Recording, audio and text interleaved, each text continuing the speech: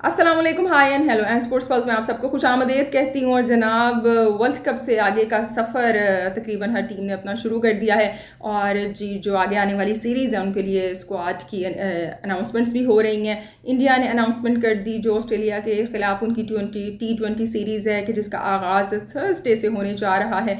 और ऑस्ट्रेलिया ने भी उसके लिए अपनी स्क्वाड का अनाउंस कर दिया, उस हवाले से आप बात करेंगे। पाकिस्तान ने भी अपनी टेस्ट सीरीज़ के लिए कल स्क्वाड का अनाउंस कर दिया था। और उस अनाउंसमेंट के साथ ही आपको पता है कि कुछ ना कुछ ड्रामा तो हमें मिल ही जाता है। तो यहाँ पे भी जी ड्रामा जो है वो क्रिएट हो चुका है। सो उस ड्रामे पर भी आपसे बात करते हैं। थोड़ी सी बात हमने की भी थी, लेकिन सबसे पहले वहाब रियाज की एज ए चीफ सेलेक्टर हम बात करेंगे कि बड़ी अच्छी उन्होंने प्रेस कॉन्फ्रेंस की। कल भी मैंने कहा था कि क्लैरिटी दिखाई दी और एक अच्छी बात जो कि कम्युनिकेशन गैप हम देखते थे प्लेयर्स और मैनेजमेंट के दरमियान। उन्होंने कहा कि एज ए प्लेयर उन्होंने इस वजह से सफ़र किया है। सो उनकी कोशिश होगी कि कम्युनिकेशन गैप ना आए और जो प्लेयर उनसे बात करना चाहता है, कुछ भी पूछना चाहता है, अपनी मौजूदा सूरत हाल पूछना चाहता है या ये पूछना चाहता है कि वो प्लान्स का हिस्सा है या नहीं, तो वो जवाब देने के लिए तैयार हैं। और उन्होंने कहा भी कि उन्होंने प्लेयर से कम्युनिकेट किया है। ये बड़ी अच्छी बात है क्योंकि जो कम्युनिकेशन है बेहद ज़रूरी है। और जब कम्युनिकेशन नहीं होती तो काफ़ी मसले मसाइल खुद ही पैदा हो जाते हैं, चाहे वो कोई भी डिपार्टमेंट हो। सो जी उन्होंने एक कम्युनिकेशन का कहा। और दूसरी बात ये कि उन्होंने कहा कि अब हम रोटेशनल पॉलिसी पर काम करेंगे, बेंच स्ट्रेंथ को अच्छा बनाएंगे। सो जी ये कुछ अच्छे अच्छे पॉइंट थे। और जो बॉलर्स जो है उन्होंने कैंप में कॉल किए हैं कि वो आएँ और प्रैक्टिस करें। जैसे कि मैंने कल भी कहा था कि जैसे कि उसामा मीर हो गए, शादाब हो गए, या कुछ डोमेस्टिक के अच्छे परफॉर्मर्स अरशद इकबाल हो गए। सो जी शाहनवाज धानी, इन बॉलर्स को भी और कुछ दीगर को कॉल किया गया है। सो जी लेकिन यहाँ पे वहाब रियाज ने एक ऐसी बात कर दी कि जिसके बाद जो रिपोर्टर्स हैं उनकी तो ईद हो गई, क्योंकि उनको कुछ करने की ज़रूरत ही नहीं है। अब खुद ही जो खबरें हैं वो चल के सामने आ रही हैं, उछल उछल के सामने आ रही हैं। सो जी हारिस रऊफ़ क्योंकि स्क्वाड में नहीं थे, उन्होंने रीज़न बताई कि जी उनको कहा था कि आप खेलें, लेकिन उन्होंने इनकार कर दिया, वो स्टेप डाउन हो गए। ही pulled off from Australia tour. और उन्होंने कहा जी वर्कलोड है मेरे ऊपर और फिटनेस के इश्यूज़ हैं। सो जी ये एक उन्होंने प्रेस कॉन्फ्रेंस की। और ये जो हारिस रऊफ़ की बात थी, बाकी सारी बातें तो एक तरफ, लेकिन हारिस रऊफ़ की बात ने ऐसा क्लिक किया कि क्या कहने, क्योंकि वो बात ही ऐसी थी। क्योंकि पहली दफ़ा ऐसा हुआ कि किसी चीफ सेलेक्टर ने इतने खुलेआम के बात कह दी, वरना आमतौर पर इस तरह की बातें हमारे सामने कहाँ आती हैं, अंदर क्या चल रहा होता है, क्या नहीं चल रहा होता।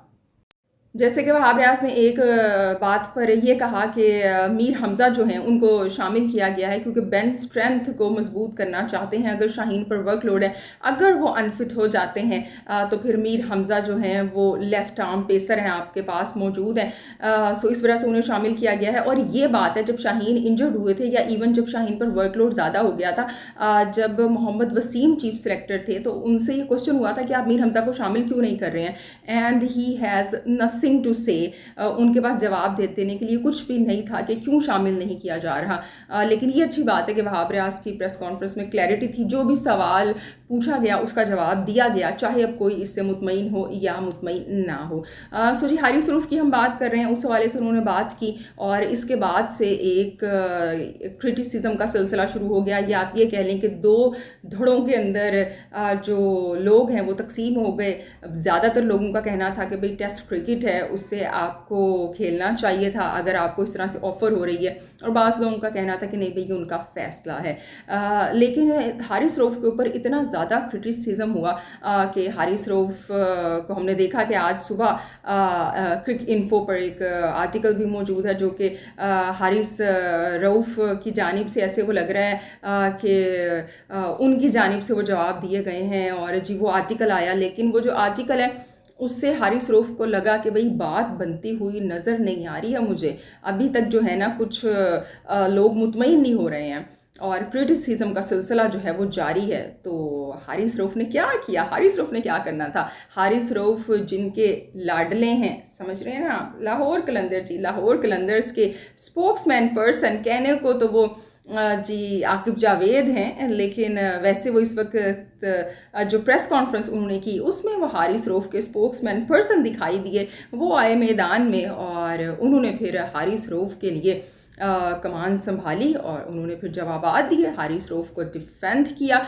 और कुछ बातें उन्होंने ऐसी की कि मुझे हंसी भी आ रही थी। यानी कि अगर आप उनकी प्रेस कॉन्फ्रेंस को सम अप कर लेना, सो पाकिस्तान की अगर आप पॉलिटिक्स को फॉलो करते हैं या आपका ताल्लुक पाकिस्तान से है तो आप अच्छे तरीके से जानते हैं जो इस वक्त हमारी पॉलिटिक्स के अंदर सिलसिला चल रहा है कि अगर आपने अपने तमाम क्या कहेंगे ना गुनाह धोने हैं, ये एक वर्ड में यूज़ कर लेती हूँ सेंटेंस, या आपने अपने जितने गलत काम किए थे उनको आपने पॉलिश करना है, उन पर पर्दा आपने डालना है, तो आपने क्या करना है, आपने एक प्रेस कॉन्फ्रेंस करनी है और आपने कहना है कि जी मेरा पीटीआई से कोई ताल्लुक़ नहीं है। तो फिर आप धुल के एक नई फॉर्म में ताज़ा बिल्कुल साफ़ सुथरे निखरे निखरे पाकिस्तानी पॉलिटिक्स में दाखिल हो जाएंगे। सो जी ये जो आकिब जावेद की प्रेस कॉन्फ्रेंस है वो भी ऐसे ही मुझे फ़ील हुआ, वो प्रेस कॉन्फ्रेंस सुन के कि एज ए प्लेयर आप में जो मर्ज़ी खामियां हैं, जो मर्ज़ी जिन मर्ज़ी हालात से आप गुजर रहे हैं, लेकिन अगर आपने लाहौर कलंदर्स को ज्वाइन कर लिया so you are the best, you are the perfect, you are the right choice, फिर तो भैया आपसे आगे कुछ है ही नहीं। सो जी इस किस्म की प्रेस कॉन्फ्रेंस देखने को मिली। उनसे क्वेश्चन हुआ कि जी ये जो शाहीन शाह अफरीदी हैं इनको एज ए कैप्टन कैसे देखते हैं और शान मसूद को एज ए कैप्टन कैसे देखते हैं। तो जी उन्होंने फट से कहा कि अगर शान मसूद की एज ए कैप्टनसी की बात करें तो आप थोड़ा सा सोचेंगे कि इसको कैप्टन क्यों बना दिया, लेकिन शाहीन शाह अफरीदी वो तो भाई ज़बरदस्त कैप्टन हैं, 2 साल से कैप्टनसी कर रहे हैं, बड़ा अच्छा बच्चा है, ये है वो है। यानी कि शान मसूद जो कि काउंटी क्रिकेट के अंदर कैप्टनसी कर रहे हैं और हम उनके बारे में सोचेंगे कि भाई इसको कैप्टन होना चाहिए या नहीं होना चाहिए। और क्योंकि शाहीन शाह अफरीदी का ताल्लुक लाहौर कलंदर से है, वो वहाँ पे कैप्टनसी करते हैं, 2 टाइटल उन्होंने जितवा दिए हैं, तो फिर भाई शाहीन शाह अफरीदी के लिए तो कुछ बात ही नहीं आप कर सकते हैं। He is well proven captain, क्योंकि भाई वो लाहौर कलंदर से उनका ताल्लुक है। मेरे ख्याल से मैं तो मशवरा दूंगी कि जो बाबर आजम है ना वो भी लाहौर कलंदर्स को ज्वाइन कर लें, बल्कि अगर वो ज्वाइन कर लेते ना तो शायद इन मसले मसाइल का सामना उन्हें ना करना पड़ता, इन हालात से ना गुजरना पड़ता वैसे बाबर आजम को। सो जनाब उनसे हारिस रऊफ़ के मुतालिक भी क्वेश्चन हुआ, क्योंकि ये जो सारी सेटअप थी प्रेस कॉन्फ्रेंस ये तो हारिस रऊफ़ को डिफेंड करने के लिए ही थी। सो जो हारिस रऊफ़ के लिए उन्होंने जो एक क्या कहेंगे ना ग्राउंड बनाया और जो कुछ बातें गई वो इतनी कीमती हैं कि मैंने बाकायदा उनको राइट डाउन किया है। मैंने कहा मैं फिर आप लोगों से शेयर करूंगी। ये देखें, ये मैंने राइट डाउन किया हुआ है यहाँ पे बोर्ड पे, वाइट बोर्ड पे, कि मैं कहीं भूल ना जाऊँ, बैड मेमोरी। सो जी वो कहते हैं कि किस बेस पर आप उसे मना रहे हैं जी टेस्ट क्रिकेट खेलने के लिए। ये आकिब जावेद का कहना है। लाहौर कलंदर के डेवलपमेंट प्रोग्राम से वो आया है, PSL उसने खेली और उसके बाद वो पाकिस्तानी क्रिकेट टीम में आया। सो उसके बाद उसका जो PCB का सफ़र था उसके बाद शुरू हुआ, यानी हमने उसे डेवलप किया, हम उसे लेके आए। आप किस बिना पे उसे टेस्ट क्रिकेट खेलने के लिए मना रहे हैं जी? कहने का इनका मकसद ये है, कहते हैं जी कि बच्चा पिछले 1-1.5 साल से 4 डे का एक मैच नहीं खेला, आप होश में तो हैं वहाब रियाज, क्या बातें कर रहे हैं आप।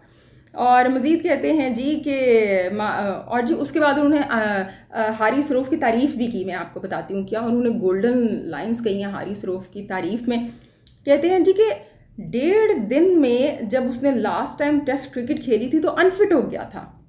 यानी किसी बॉलर की इससे ज़्यादा इंसल्ट फास्ट बॉलर की कोई हो ही नहीं सकती कि वो इस काबिल ही नहीं है कि वो लॉन्ग फॉर्मेट खेले। यानी आप ये बता रहे हो कि भाई वो 4 डे का बॉलर नहीं है, वो सिर्फ 4 ओवर्स का बॉलर है। आप उसे कहाँ टेस्ट क्रिकेट में लेके आ रहे हो? जब लास्ट टाइम ट्राई किया था तो अनफिट हो गया था वो।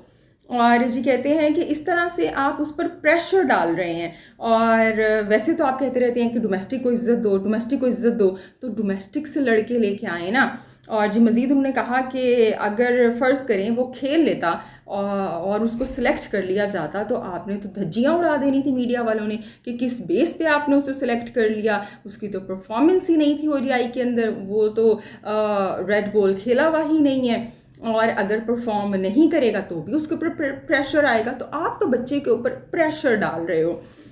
मज़ीद उन्होंने कहा जी चीफ सेलेक्टर के मुतालिक वहाब रियाज के मुतालिक कि जी जब भी कोई चीफ सेलेक्टर आता है वो कहता है जी प्लेयर्स नहीं है, मेरे पास प्लेयर्स नहीं है, डोमेस्टिक के प्लेयर्स नहीं है।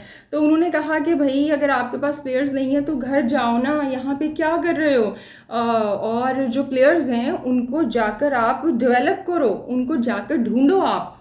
सो जी मैं यहाँ पर आकिब जावेद साहब से कुछ बड़े ही मासूमाना से क्वेश्चन पूछना चाहूँगी। ये जो उन्होंने गोल्डन अल्फाज अदा किए हैं इन्हीं को बेस बनाकर कि ये जो आपका बच्चा है, ये छोटा मुन्ना काका बच्चा, ये जो अभी आप कह रहे हैं 4 डे क्रिकेट वो खेला ही नहीं, उसको तो लॉन्ग फॉर्मेट का पता ही नहीं है, किस बेस पर उसको ओडीआई वर्ल्ड कप में भेजा गया? तब आकिब जावेद कहाँ पर थे? अब जो वो यहाँ पे ढिंडोरा पीट रहे हैं, ढोल बजा रहे हैं कि वो तो जनाब लाहौर कलंदर्स के डेवलपमेंट प्रोग्राम से आया है, पीएसएल खेलता था, 4 डे का बॉलर, क्या कहते हैं, T20 का बॉलर है। सो जब ओडीआई के लिए उसको सिलेक्ट किया गया तो वो कहाँ पर थे? उन्होंने तब क्यों नहीं कहा कि भाई ये हारिस रऊफ ठीक नहीं है? और जब हारिस रऊफ वहाँ जब टीम के साथ टीम का ये कहना चाहिए बेड़ा गर्क कर रहे थे, चाहे आप उनकी बॉलिंग देख लें और तो और आप देखें कि जो लास्ट मैच था इंग्लैंड के ख़िलाफ़ हमारा, उसमें उनको ओपन करवा दिया गया उनकी ख्वाहिश के ऊपर, या जो मैनेजमेंट ने जो भी सर जोड़े, जो भी हुआ कि चलो किसी तरह तो चल जाए, डेथ ओवर में नहीं चल रहा, हम इसको ओपनिंग में चलवा लें शाहीन के साथ, वो तब भी नहीं चल सका। तब ये कहाँ पर थे? यानी आपके लिए सिर्फ और सिर्फ वो इंसान ज़रूरी है क्योंकि उसका ताल्लुक आपकी फ्रेंचाइज से है। पाकिस्तान जो क्रिकेट है उसकी कोई हैसियत नहीं है। और ये जो मज़ीद इन्होंने कहा है कि वो पीएसएल की प्रोडक्ट है, कि वो लाहौर कलंदर्स की प्रोडक्ट है और जी हमारे डेवलपमेंट प्रोग्राम से आया है, और तब वो पाकिस्तान क्रिकेट बोर्ड में ने उसको पिक किया। तो जनाब जब वो कॉन्ट्रैक्ट साइन कर रहे थे, जब वो एम्प्लॉय हैं, उन्होंने कॉन्ट्रैक्ट साइन किया है हारिस रऊफ ने, आप उनसे भाई कहें कि भाई ये जो तुम इतने लाखों रुपए ले रहे हो इसको कैंसिल करो, तुम जो हो अब पीएसएल खेलो, क्योंकि वो तो आपकी प्रोडक्ट है, आप उसको खिलाएं अपने पास, ये कॉन्ट्रैक्ट कैंसिल करें। बल्कि जब वो साइन कर रहे थे तो आप उन्हें कहते हैं कि लड़के तुम क्या कर रहे हो, तुम तो पीएसएल की प्रोडक्ट हो। यानी वो क्या कहते हैं ना, अच्छा हप हप, और जो आपको पसंद नहीं आ रहा उसको साइड पे लगा दो। सो काइंडली लोगों को बेवकूफ़ बनाना बंद करें। आप लोगों के लिए सिर्फ आपकी लीग रह गई है, सिर्फ लाहौर कलंदर्स है, पाकिस्तानी टीम, पाकिस्तानी प्लेयर्स, उनकी कोई हैसियत नहीं है, कोई वैल्यू नहीं है। कोई प्लेयर अगर लाहौर कलंदर के अंदर आ गया तो उसकी बल्ले बल्ले है, यानी जो लाहौर कलंदर के अंदर नहीं खेल रहा है उसकी कोई हैसियत ही नहीं है। क्या डोमेस्टिक की बात कर रहे हैं ना? सो डोमेस्टिक के प्लेयर्स पिक हुए हैं जनाब। मेरे ख्याल से आकिब जावेद जो है ना वो डोमेस्टिक को फॉलो नहीं करते हैं खुद से। उनको अगर अपनी ये जो 4 ओवर्स की क्रिकेट है उससे फुर्सत मिलेगी तो वो देखेंगे ना क्या हो रहा है। हमारी जो अभी टीम सेलेक्ट हुई है उसके अंदर अगर आप मीर हमज़ा को देखें, उसके अंदर आप काशिफ अली को देखें, ये सब डोमेस्टिक के परफॉर्मर्स हैं, परफॉर्म करके आए हैं भाई ये डोमेस्टिक के अंदर। उन्होंने मैच तो देखे होते, काश ऐसे ही आके आप कुछ भी बोल दो। और ये जो साइम अयूब को शामिल किया गया है, ये क्या किसी लीग क्रिकेट से आ गए हैं? इसीलिए शामिल किया गया है कि इन्होंने पाकिस्तान कप के अंदर और ये जो कायद-ए-आज़म ट्रॉफी हुई है उसके अंदर ये सब परफॉर्म करके आए हैं। हत्ता कि जिन बॉलर्स को कैंप में बुलाया गया है, चाहे वो अरशद इकबाल हैं या वो दीगर, आई थिंक एक और नए बॉलर है, मुझे उनका नाम याद नहीं आ रहा, वो हैं, ये सब भाई डोमेस्टिक के परफॉर्मर्स हैं, इसलिए इनको डेवलप करने के लिए साथ अटैच किया गया है। सो काइंडली ये आप स्पोक्समैन पर्सन, चाहे वो हारिस रऊफ है, चाहे वो शाहीन शाह अफरीदी हैं या XYZ हैं, उसके बनना बंद कर जाएं। जब इन्होंने अपना एक वो लड़का है इनका, मैं उसका नाम मेंशन करूँगी, मुझे याद नहीं आ रहा, अभी ये जो एशिया कप हुआ है, एशियन गेम्स हुई हैं, एशियन गेम्स के अंदर पाकिस्तान की जानिब से वो लड़का बहुत अच्छा है, मैं मानती हूँ, लेकिन उसने कुछ उसका डोमेस्टिक का एक्सपीरियंस नहीं है। आपके डेवलपमेंट प्रोग्राम से आया, वो एशियन गेम्स के अंदर कैसे सिलेक्ट हो गया? वहाँ पे साइम अयूब जब नहीं थे, वहाँ पर जब आज़म खान नहीं थे, मुबस्सिर खान नहीं थे, तब आकिब जावेद ने शोर नहीं मचाया, क्योंकि आपका वो बंदा जो था, जो आपका बच्चा है, वो खामोशी से खेल गया और वो कोई परफॉर्म कर ही नहीं सका। क्योंकि देखिए लीग में खेलना और मैचेस खेलना, इंटरनेशनली पाकिस्तान को रिप्रेजेंट करना, ये बिल्कुल अलग बात होती है। सो ये जो रोना धोना है ना, ये बंद कर दें। और हारिस रऊफ के अंदर अगर इतनी ही हिम्मत है ना तो आए सामने, दें इंटरव्यू। ये पीछे छुप के, कभी आकिब जावेद के पीछे, कभी क्रिकइन्फो के आर्टिकल के पीछे, नामालूम रिसोर्सेज के पीछे छुपना बंद करें और जो आपने गलती की है उसको एक्सेप्ट करें। और क्योंकि हारिस रऊफ ने यहाँ पे ये एक इशू बनाया है कि उनके ऊपर वर्कलोड है, तो ये जो अभी BBL होगा, बिग बैश लीग होगी, मेरे ख्याल से ये दिसंबर से शुरू हो रही है, उसके अंदर इनको बिल्कुल एनओसी नहीं मिलनी चाहिए। वर्कलोड है ना आपके ऊपर, आपको बड़ी टेंशन है कि आप कहीं अनफिट ना हो जाओ, जबकि ये कहा गया कि आप अपनी मर्जी के ओवर्स कर लेना भाई, अगर आप फेल भी हो जाओगे तो कोई मसला नहीं है, हम आपको आगे भी चांसेस देंगे। लेकिन फिर भी आपने कहा नहीं, क्योंकि आपकी वो बीबीएल की लीग ना निकल जाए, इतने डॉलर्स जो आ रहे हैं वो कहीं रुक ना जाएं। सो ये जो सारे एनओसीज हैं ना, चाहे वो शाहीन शाह अफरीदी के हैं, चाहे वो यहाँ पर हारिस रऊफ के हैं, बाबर आजम के हैं, जिन जिन के मर्जी हैं, उन सब के बंद होने चाहिए। सबसे पहले क्रिकेट खेलें, नेशनल क्रिकेट को प्रायोरिटी दें, फिर बात करें आप टीम में आने की। चलें जी, अब ये इतना हो गया, काफ़ी बातें हो गई इस टॉपिक के ऊपर। इमोशनल हो जाते हैं भाई हम लोग। पाकिस्तानी क्रिकेट है, वैसी परेशानी का हम शिकार हैं, मुख्तलिफ सर्कमस्टेंसेस से क्रिकेट गुजर रही है, हम फैंस एज ए सफ़र कर रहे हैं, और आपको यहाँ पे अपनी पड़ी, आप यहाँ पे घंटी बजा रहे हो आके हारिस रऊफ की, शाहीन शाह अफरीदी की, लाहौर कलंदर्स की। बस कर दें भाई, बस अब आप सोचिए। अब हम उन स्क्वाड्स की बात कर लेते हैं कि जो कि 2 मुल्कों ने अनाउंस की है, उसके अंदर किसी को कोई मसला नहीं है, किसी प्लेयर को मसला नहीं है, या जिनको मसला है उन्होंने बिल्कुल फेयर कहा है कि भाई हमें ये मसला है, और आगे उन्होंने उसकी रीज़न बताई है। वो इस तरह से ऐसा नहीं है कि रीज़न कोई और है, वो बताना कुछ और चाह रहे हैं, वो अच्छे बच्चे का पोर्ट्रे भी करते रहें, पैसे भी कमाते रहें, ऐसा इन दोनों टीम्स की जानिब से कोई नहीं कर रहा। तो आइए जिस तरह इनकी स्क्वाड देखते हैं हम जल्दी से। तो जनाब, वर्ल्ड कप के बाद आगे का सफ़र शुरू हो चुका है।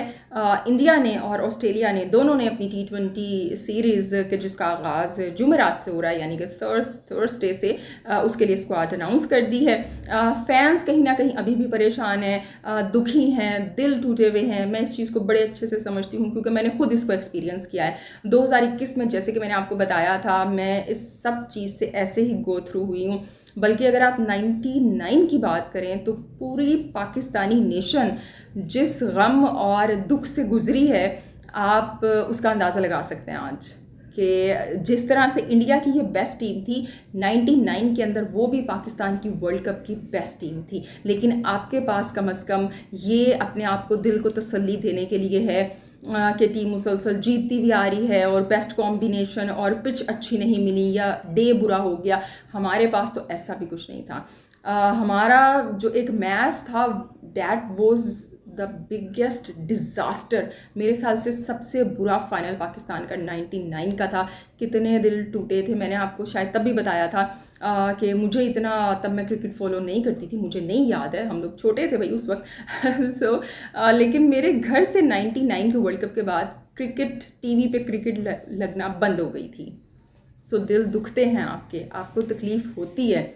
और हम जिस तरह से हारे थे, उसके बाद जो ख़बरें आई, उससे लोग मज़ीद डिसहार्ट हुए। बड़े बड़े नाम हैं जनाब, आज हम उनकी बड़ी रिस्पेक्ट करते हैं, आप सभी जानते हैं, क्या नाम लें अब हम उनका। जी, स्क्वाड की बात कर लेते हैं। स्क्रीन पे ज़रा आपको दिखाते हैं जी स्क्वाड हम।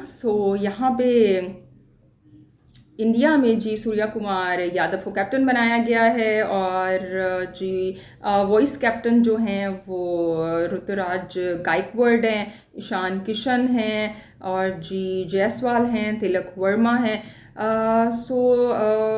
एज ए होल अगर हम बात करें, ये आप स्क्वाड देख सकते हैं, अच्छी स्क्वाड है। लेकिन जो मुझे कंसर्न है, चलें जल्दी से उन पे बात कर लेती हूँ। एक तो ये कि यहाँ पे संजू सैमसन का नाम नहीं है। मेरे ख्याल से अब जो इंडिया की मैनेजमेंट है, उसने मज़ीद वो इरादों में शामिल नहीं है संजू सैमसन, क्योंकि जब वो ODI में नहीं शामिल हुए तो हमने कहा कि हो सकता है वो T20 में हो, लेकिन उनको T20 में भी शामिल नहीं किया गया है। इसके अलावा स्काई को यहाँ पर जो कैप्टन बनाया गया है, उस पर मुझे थोड़े से कंसर्न है। देखिए, अब ये जो आपने गैम्बल खेला है यहाँ पे, क्योंकि स्काई ने अभी ODI के अंदर भी अच्छी परफॉर्मेंस नहीं दी, और जो उनका लास्ट मैच था कि जिसमें उनको वाकई दिखाना था कि why we call him sky, वो उसके अंदर फेल हो गए। या तो ये जो प्रेशर है ये उनके आगे जाके ये जो सीरीज़ है, इसके अंदर उनको पे ऑफ करेगा। वो जो अंदर गम है, गुस्सा है, वो पॉजिटिव वे में आएंगे और जीत जाएंगे। ये सीरीज़ बड़ा अच्छा परफॉर्म करेंगे, बड़ा अच्छा लीड करेंगे, पहली दफ़ा लीड करने जा रहे हैं। या फिर ऐसा भी हो सकता है कि इसके बिल्कुल ऑपोजिट हो जाए। सो जी जो अय्यर हैं वो आखिरी 2 मैचों में ज्वाइन करेंगे वो एज ए वाइस कैप्टन, और इंडिया ने अपने वही बात है वो जिस तरह करते हैं, जो उनके सीनियर्स हैं जो मुसलसल ओडीआई वर्ल्ड कप खेल रहे थे, उनको जी रेस्ट दिया है। सिर्फ ईशान किशन को और स्काई को और एक प्रसिद्ध कृष्णा को, अगर मैं नाम उनका सही ले रही हूँ तो जी बिल्कुल जी, प्रसिद्ध कृष्णा को यहाँ पे कंटिन्यू किया गया है, अय्यर बाद में ज्वाइन इन करेंगे।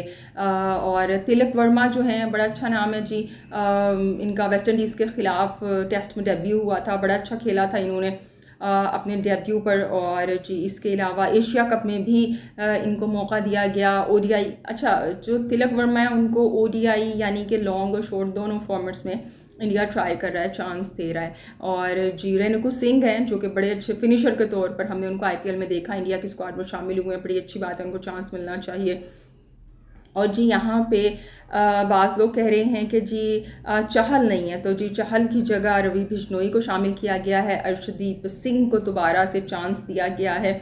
अब देखिए अर्शदीप सिंह को अगर ड्रॉप किया गया तो उसके बाद वो मुसलसल परफॉर्म कर रहे हैं, उनको चांस दे रहे हैं। हमने उनको एशियन गेम्स में देखा और अब इस T20 सीरीज़ में देखा। सो ऐसा नहीं है कि किसी को आपने ड्रॉप कर दिया और बाद में ऐसे दिल चाहा तो शामिल कर लिया। परफॉर्म करना पड़ता है इंडिया की टीम में दोबारा वापस आने के लिए। और जी इमरान मलिक नहीं है, अगर पाकिस्तान में इमरान मलिक होते तो हम तो स्पीड पे, हाय क्या ज़बरदस्त स्पीड है, क्या पेस है भाई, लेकिन ये इंडिया की टीम है, एक सिस्टम से गुजर के आपको आना पड़ता है। इमरान मलिक के पास बेशक पेस है, लेकिन उनको अभी ये मैनेजमेंट को पता है कि अभी फल पूरा पक्का नहीं है।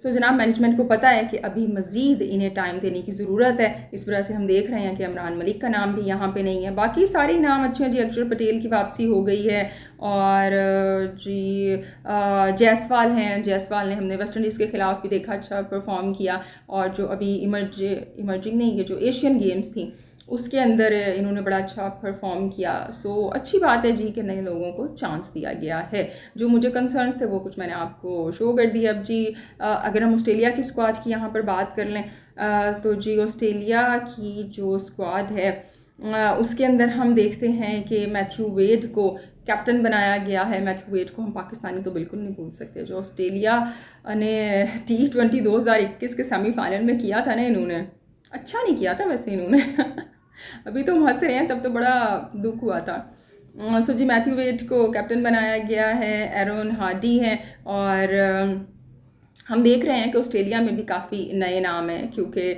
यहाँ पर अगर हम वार्नर की बात करें तो वार्नर ने जी ये अनाउंस कर दिया है कि वो अगला कॉन्ट्रैक्ट नहीं लेंगे, ऑस्ट्रेलिया का सेंट्रल कॉन्ट्रैक्ट, और वो वाइट बॉल पे कॉन्सनट्रेट करना चाह रहे हैं, लीग पे कॉन्सनट्रेट करना चाह रहे हैं। देखिए ये होती है अप्रोच। उन्होंने साफ कहा भाई कि मैंने खेल लिया है ऑस्ट्रेलिया से, मुझे कॉन्ट्रैक्ट नहीं चाहिए। उन्होंने कॉन्ट्रैक्ट लेने से अगला मना किया है, मुझे कॉन्ट्रैक्ट नहीं चाहिए, अब मैं लीग क्रिकेट खेलूंगा। ये बात होती है, आपने कॉन्ट्रैक्ट के भी मज़े उठाने हैं, आपने जो आपको कहा जाएगा ड्यूटी दी जाएगी वो आपने खेलना भी नहीं है, बाद में आपने अपने स्पोक्समैन पर्सन भेज देने हैं, और आपने मासूम बच्चे का इनोसेंट का कार्ड प्ले करना है। इस तरह से होता नहीं है। वैसे ये जो हरकतें हैं ना, ये बस कर दें आप, लोग काफ़ी अक्लमंद हो गए हैं अब। सो जी इसके अलावा अगर हम ऑस्ट्रेलिया की बात करें तो सीन एबट को इन्होंने कंटिन्यू किया है, ट्रेविस हेड हैं, इसके अलावा जोश इंग्लिस हैं, ग्लैन मैक्सवेल हैं, और जी एडम ज़ेम्पा और मार्कस स्टोइनिस के जिनको फाइनल में कहा जा रहा था कि लबेशेंको को खिलाएंगे या स्टोइनिस को खिलाएंगे, और सो जी बाहर लबेशेंको को खिलाया गया और वो पे ऑफ हुआ जो डिसीजन है। सो इन लोगों को होल्ड किया गया है। जो ऑस्ट्रेलिया की स्क्वाड है उसमें ज़्यादा सीनियर खिलाड़ी हम देख रहे हैं, लेकिन इंडियन कंडीशन है तो ऑस्ट्रेलिया को मुश्किल तो होगी। सो जी ये है दोनों मुल्कों की स्क्वाड। अब खिलाड़ियों पर अलग अलग हम क्या बात करें। मैच जो है वो थर्सडे से पहला जो T20 वर्ल्ड कप है शुरू होने जा रहा है। पोस्ट मैच एनालिसिस में बात करेंगे आपसे इंडिविजुअल परफॉर्मेंसेस के बारे में। दोनों जानिब से काफ़ी नए नाम हैं। ख़ासतौर पर इंडिया की बात करें तो लास्ट T20 वर्ल्ड कप के बाद से उन्होंने अपनी शॉर्ट फॉर्मेट और लॉन्ग फॉर्मेट की टीम को अलग कर लिया है। अब देखना ये है कि ये जो T20 वर्ल्ड कप है जो कि तकरीबन 6 या 7 माह बाद खेला जाएगा वेस्ट इंडीज़ और USA में, इसमें इंडिया इन्हीं नए लड़कों पर भरोसा करेगा या कुछ पुराने नाम भी आएंगे उस टीम के अंदर। आप क्या चाहते हैं कि इन्हीं नए लड़कों पर एतमाद किया जाए, या आप जो कि वर्ल्ड कप है T20 उसके अंदर रोहित शर्मा, कोहली, शामी इन सब को खेलते हुए देखना चाहते हैं? अपनी राय से मुझे आगाह कीजिएगा। और जनाब, आप लोग फीडबैक दे रहे हैं उसका बेहद शुक्रिया। आप लोगों का फीडबैक, जो कि मैं हमेशा कहती हूँ, मैटर करता है, मायने रखता है। सो जी, हंसते मुस्कुराते रहें, मुझे प्यारी सी स्माइल दें। और जो जो इंडियन फैंस देख रहे हैं जो कि अभी तक उदास है, उनको कहेंगे कि बस जी अब लाइफ में वापस आ जाएं। प्रैक्टिकल गेम का हिस्सा है, गेम में हो जाता है, अफसोस होता है, लेकिन ज़िंदगी आगे बढ़ने का नाम है, जिए जाने का नाम है। सो जी, आपकी इस प्यारी सी स्माइल के साथ प्रोग्राम को ख़त्म करते हैं। कल आपसे फिर से मुलाकात होगी। अल्लाह हाफ़िज़।